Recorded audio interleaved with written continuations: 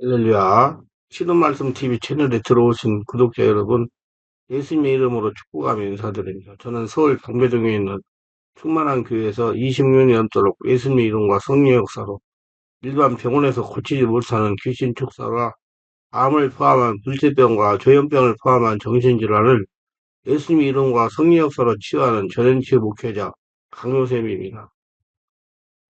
지난 26년 세월 동안 수많은 환자를 예수님의 이름으로 치유하여 사람답게 살아가도록 인도했습니다.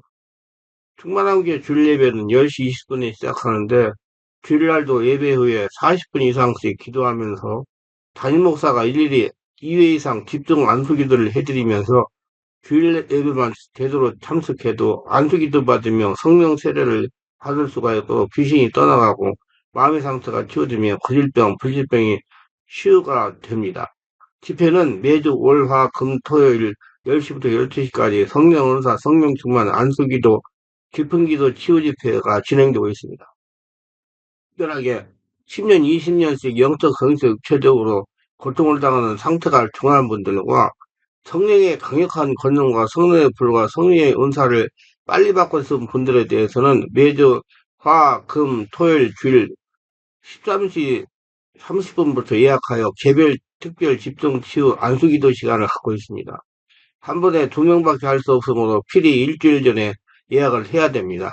예약하고 오시면 단기간에 자신의 눈과 몸으로 느끼고 주변 사람들이 알아볼 정도로 획기적이고 강력한 능력과 치유가 체험적으로 실제적으로 나타나 사람답게 살아갈 수가 있습니다. 절대로 의심하지 마시고 꼭 해결받고 치유받고 능력받고 말겠다는 믿음을 가지고 예약하고 오시면 여기서도 저기서도 해결하지 못한 정적, 정신적, 육체적 치유가 귀신 떠나가고 성령의 세례받고 성령의 권능이 나타납니다. 반드시 일주일 전에 전화 확인하시고 예약해야 됩니다. 이 유튜브 강의는 제가 20년 동안 사역하면서 체험한 100여 가지 저서 중에서 한 권 한 권 정성을 다하여 강의하는 것입니다. 우리 본 하나 형제가 있었는데 이 형제가 교회를 나오게 되었습니다. 그런데 동생이 성경을 읽다가 형에게 물었습니다. 형님, 성경을 읽다가 보니까 만사형통이라는 말이 나오는데 형님은 이 뜻이 알 수 있습니까? 그때 형은 아 기회다가 이때다 싶어서 그럼 알지. 그 뜻은 이거야. 만사를 형을 통해서 다 하는 거야. 형통은 형. 형을 통해서 하나의 복을 주시는 거야. 그러니까 이제부터는 이 형의 말을 잘 들어야 된다고 해석을 해주었다고 합니다. 만사형통이 자기 중심으로 해석하고 내 뜻대로 하는 것, 내가 요구하는 것이 다 이루어지는 것을 만사형통일까요? 모든 고난과 고통과 실패를 우회하고 피해 나간다고 만사형통일까요? 대개 사람들은 어림에 처하면 자신의 비참한 위치와 상황과 처지에다가 초점을 맞춥니다. 그래서 하나님 앞에 기도하고 간구하는 내용으로 내가 험악한 곳에 있으니, 내가 고단한 상황이 있으니, 이 위치에서 나를 건져달라는 기도가 대부분입니다. 위치 변화에 대한 기도를 한다는 겁니다. 그러나 오늘 성경에 나온 요셉이라는 청년은 자신이 어려움을 당했을 때 자신의 어려움보다는 관계를 점검했고 관계에다가 초점을 맞췄습니다. 내가 처해 있는 상황, 곤란 어려움의 문제가 아니고 하나님과 나와의 관계가 문제라는 것입니다. 여러분, 나와 하나님 관계가 문제입니다. 그래서 하나님과 관계에 초점을 맞췄다는 것입니다. 여호와께서 요셉과 함께 하심으로 형통한 자가 되었다. 요셉의 위치는 애굽에 놓여있지만 관계는 하나님이 함께하는 모습이었습니다. 감옥에서도 위치는 감옥이었지만 관계는 하나님이 함께 하시는 관계였습니다. 형통한 자는 어떻게 처해 있냐 상황과 위치와 별도로 하나님과 관계가 초점을 맞출 때 형통함을 이루어질려 믿으시기 바랍니다. 사람은 누구나 어려움을 놓일 수 있습니다. 어려운 상황이 닥칠 수가 있습니다. 그러나 그때 지혜로운 사람은 위치로 판단할 것이 아니라 하나님과 관계로 판단하는 지혜를 가져야 됩니다. 하나님 관계를 먼저 열어야 된다는 얘기예요. 아, 이것은 하나님과 나의 관계를 회복하라고 깨달음 주시는 것이지만 하나님과 관계가 회복되어 서로 통할 때 하나님과 서로 통할 때 범사 형통한 자가 되는 줄 믿으시기를 주 예수 이름으로 축원합니다. 그럼 범사에 형통한 자가 되려면 어떻게 될까요? 변함이 없는 믿음을 가질 때 가능합니다. 어느 청년이 교회를 찾아 눈물을 흘리고 있었습니다. 교회 목사님이 다가와 형제여 왜 눈물을 흘리는가 물었습니다. 청년은 대답하기를 저는 원래 만화를 그리는 사람인데 만화 원고를 들고 출판사에 취직을 구해서 가는 곳마다 거절당해서 저는 이제 갈 곳이 없었습니다. 그러니 더 이상 제 삶은 가망이 없습니다. 저는 이제 마지막인 것 같습니다 하고 슬퍼하고 눈물을 흘리고 있었습니다. 그때 목사님은 그럼 일자리를 찾을 때까지 교회 창고에서 그리라고 지내라고 그렇게 하셨습니다. 그러자 청년은 목사님 정말 고맙고 감사합니다. 그때 목사님은 감사하는 청년이여 사람은 자네를 거절하고 사람은 자네를 다 버린다 할지라도 우리 하나님은 자네를 절대로 거절하지 않으시고 자네를 버리지 않고 하나님은 당신을 사랑하신다는 말씀을 잊지 말고 청년이 가지고 있는 믿음을 변함없이 지키게 하고 격려해 주었습니다. 그때부터 그 교회의 허름한 창고는 청년에게 꿈을 그리는 안식처가 되었습니다. 청년은 목사님의 말씀대로 믿음을 가지고 그리는 꿈을 키워나갔습니다.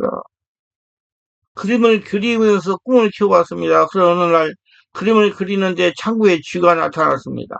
왔다 갔다 하는 쥐를 한동안 바라보는 그 청년은 저 쥐를 그려봐야 되겠다 생각하고 그 쥐를 아름다운 쥐를 무사히 그렸습니다. 그때 그려진 쥐의 그림이 세계적으로 사랑받는 미키 마우스라고는 쥐의 모습이 된 겁니다.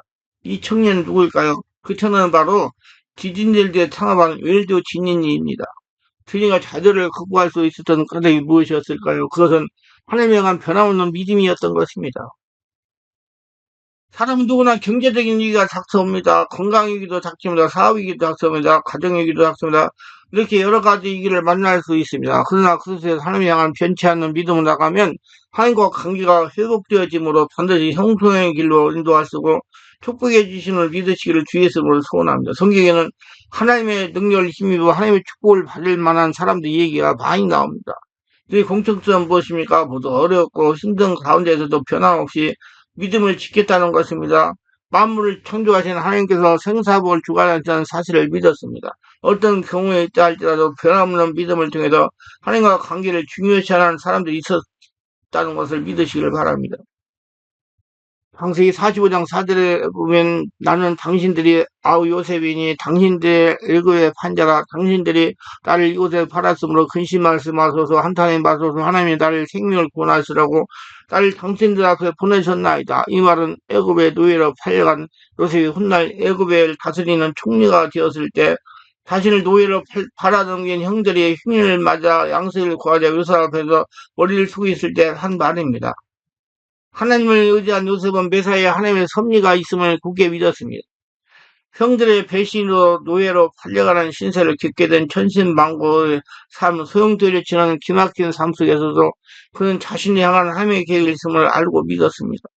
하나님 변함없는 믿음을 가진 요셉과 함께 하신 줄을 믿으시길 바랍니다. 여러분 변함없는 믿음을 가지시면 여러분도 함께해서 요셉과 같이 형통의 복을 받을 수가 있습니다. 로마서 8장 28절입니다. 우리가 알거니와 하나님을 사랑하는 자 곧 그때로 부르심을 입은 자들에게는 모든 것이 합력하여 선을 이루느라 변함없이 하나님을 믿는 사람은 현재의 상황이 어떠한 경우든지 결국에 좋게 만드시는 것을 믿으시기를 주 예수 이름으로 축원합니다. 세상을 살아가다 보면 뜻하지 않은 어려움이 많이 있습니다. 저도 인생 72년을 살다가 보니까 어려움이 많이 있었어요. 그러나 하나님의 변함없이 믿음에 의지하기를 바랍니다. 그러니 다 잘 통과하고 지금 여기까지 온 거예요. 지쳐 쓰러질 때도 하나님만을 바라보기 바랍니다. 하나님이나 지금이나 변치 않는 믿음의 사랑과 함께 하십니다. 믿음을 지키기를 위해 힘쓰세요. 믿음을 지키려면 힘쓰려면 성령으로 세례받고 충만을 해야 됩니다. 하나님 나라가 돼야 돼요. 충만하고 기도 많이 하세요. 성령 충만하세요. 하나님 여러분 주인 되면 여러분 다 형통의 복을 받습니다. 믿음이 변하지 않도록 노력하세요. 왜냐하면 그 믿음이 하나님의 능력이 임하는 통로이기 때문입니다. 그 믿음의 말로 하나님 축복에 임하는 통로인 줄 믿으시기 바라며 형통하기를 원하는 사람은 육신의 건강을 지키는 일에 못지않게 영혼의 건강을 위해서 믿음을 지키는 일에 결코 소리하는 사람들입니다. 그리고 어떠한 상황에서도 그 믿음을 지켜 함사에 형통한 삶을 살아가는 모두가 되시기를 바랍니다. 1858년 미국의 뉴욕 어느 가정에 아기가 태어났습니다. 근데 이 아기는 남에서부터 소아마비 아이로 태어나서 다리를 절게 되었어요. 게다가 설탕가상의 계획으로 시력이 너무너무 나빴습니다. 또 천식으로 인하여 호흡곤란 때문에 앞서 있는 촛불조차 끌 수 없었고 가까스로 생명을 연장해 가고 있었어요. 그렇게 해서 자라기를 11살이 되던 어느 날이었습니다. 그 아버지는 아들에게 이렇게 말했습니다. 아들아, 내가 가진 장애는 장애가 아니란다. 내가 만일 전능하신 하나님을 참으로 신뢰하고 주인으로 믿을 수가 있다면 하나님의 도우심이 함께 하신다면 오히려 너의 장애 때문에 모든 사람이 너를 주목할 것이고 너는 진실로 역사에 신화 같은 기적을 남기는 놀라운 삶을 살 수 있단다. 이런 말로 아버지는 아들에게 소망을 심어주었습니다. 계시를 주었습니다. 아이는 그때부터 하나님을 의지하며 하나님께서 우리 아버지를 통해서 주신 소망의 계시를 간직하며 꿈을 잊지 않았습니다. 그 아이 자라서 23살이 되던 해에 뉴욕주를 대표하는 주의 의원이 되었습니다. 그 후에 뉴욕 주지사가 되었습니다. 그리고 부통령이 되었습니다. 드디어 소아법을 앓던 소녀는 미국의 대통령이 되었습니다. 그도 연거푸 3번 했습니다. 대통령을 12년 했습니다. 다른 사람은 4년씩 2번 하면 끝인데 이분은 대통령을 너무 잘해서 3번 했습니다. 그리고 1906년 노벨 평화상을 수상했습니다. 그는 바로 프랭클린 루즈벨트 대통령입니다. 장애자 아들로 하여금 위대한 삶을 살아가도록 만든 것은 그의 믿음의 아버지가 심어준 꿈과 소망인 줄 믿으시기 바랍니다. 하나님의 계시적인 믿음, 소망인 걸 믿으시기 바랍니다. 하나님을 향한 우리의 믿음이 흔들리지 않는다면 하나님과 관계가 회복이 될 수 있다면 하나님은 우리들의 삶을 통하여 형통하게 직접 믿으시기를 바랍니다. 장애가 문제가 안 됩니다. 창세기 30장 7절에 우리가 밭에서 곡식단을 먹더니 내 단은 일어서고 당신들의 단은 내 단을 들어서 절하더이다. 이는 하나님이 요셉에게 주신 꿈, 요셉에게 주신 소망이었습니다. 또 11빌과 헤아달라가 요셉이 절하는 꿈을 주셨습니다. 훗날 영광의 날 이스라엘은 소망이었습니다. 그 소망을 꾼 요셉은 자신의 상황과 처지가 힘들고 어려운 처지에 놓여 있어도 하나님을 향한 소망으로 하나님을 향한 관계에 어긋남이 없었습니다. 어떤 상황이 낙심하지 않았어요. 왜냐고요? 낙심은 하나님의 뜻이 아니었기 때문입니다. 요셉은 삶은 어두운 삶의 연속이었습니다. 형제의 배신, 가족과의 생이별, 그로 인해 겪는 괴로움과 외로움, 노예의 서름, 죄인이 아닌 억울함으로 감옥에 갇혀서 희망이 전혀 없는 상황의 연속이었습니다. 그러나 요셉은 흔들림 없는 소망이 있었기 때문에 극복할 수 있었습니다. 말씀을 듣는 분 중에 혹시 어려운 상황에 있는 분 계십니까? 고난의 처지에 계십니까? 그럴 때일수록 위치만 가지고 말씀하지 마시고 우리에게 형통케 하시는 하나님의 향한 소망으로 믿음으로 회복하시기를 바랍니다. 하나님의 나를 들어서 이 어려움을 극복하게 하신다는 믿음으로 일어서시기 바랍니다. 어렵고 힘든 위치에 있어도 하늘과 관계만 회복되어진다면 그때부터 형통한 자로 삼아주시고 형통케 하는 우리의 삶으로 축복해 줄 줄 믿으시기를 주의 이름으로 축원합니다. 형통의 복을 받은 우리들의 특징은 좌로나 우로나 치우치지 않는다는 것입니다. 좌로나 우로나 치우치지 않는다는 것은 좌로는 세상이고 우로는 사람 보지 않는다는 거예요. 하늘만 바라보고 간다는 거예요. 찬양에 이런 곡이 있습니다. 이 세상 사람 날마다 줘도 이 세상 사람 날마다 줘도 뒤돌아서지 않겠네. 할렐루야. 하나님이 함께 하시면 형통을 보고 고통을 청산하면 절대로 세상 바라보지 말고 사람 의지하면 안 됩니다. 하나님만 바라보고 가시기 바랍니다. 그래서 자로나 우리가 치지 말아야 돼요. 자로 세상, 우로 사람. 사람들이 뭐라 해도 귀담아 듣지 말고 하나님께 귀와 귀를 돌리는 겁니다. 저에게도 별별 희한한 소리를 하면서 저의 심기를 건드리는 분들이 있었습니다. 특별히 가족 친구들이면 편한 세상 일 그만두고 어렵고 힘든 일 한다는 겁니다.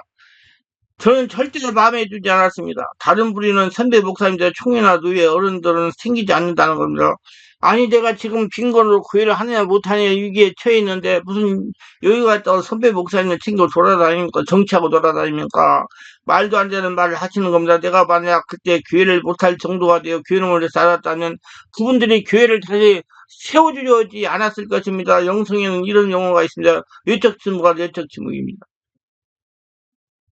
이 말을 해석하면 밖에는 들리는 소리에 신경을 쓰지 말고 재미는 올라오는 잡념의 마음을 쓰지 말고 오로지 하나님에 관한 집중하라는 것입니다. 오로지 하나님에 관한 집중해야 형통을 받을 수가 있습니다. 세상 바라보지 말고 사람 말 따라가지 말고 오직 하나님에 관한 집중해야 형통을 받을 수가 있습니다. 정말 의지를 가지고 집중해야 됩니다. 형통의 복 아무에게나 오지 않습니다. 하나님의 마음에 합한 자에게 하나님의 형통의 복으로 역사하십니다. 형통의 복을 받고 싶으십니까? 오직 하나님에 집중하시기 바랍니다. 오로지 하나님께만 집중. 하나님께 집중하고 하나님 뜻을 쫓아 따라가고 하나님 반드시 나를 축복하신다는 믿음을 가지고 승리하시기를 주의 이름으로 축원합니다.